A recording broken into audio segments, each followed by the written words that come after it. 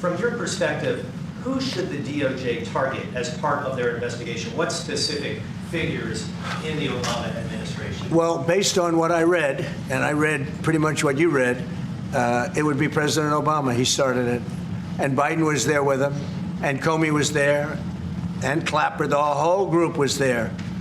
Brennan, they were all there in a room. Right here, this was the room.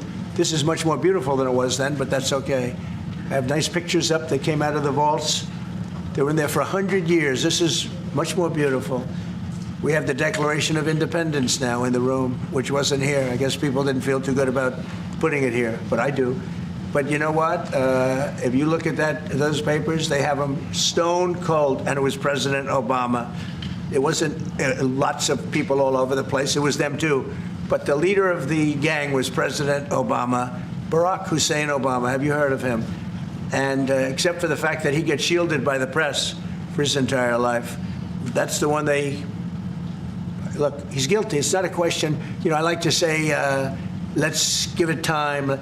It's there. He's guilty. This was treason. This was every word you can think of. They tried to steal the election.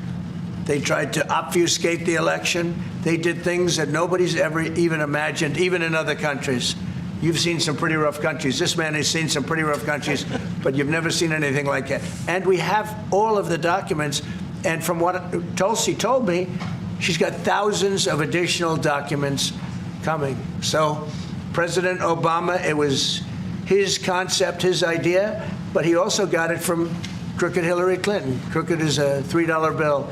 Hillary Clinton and her group, the Democrats, spent $12 million to Christopher Steele to write up a report that was a total fake report. Took 2 years to figure that out, but it came out that it was a total fake report. It was made up fiction, and they used that. Now, the one thing they weren't able to do was to, and probably the only thing I respect about the press in years is the press refused to write it before the election. They refused to put it in. The Steele report was a disaster. All lies, all fabrication, all admitted, an admitted fraud.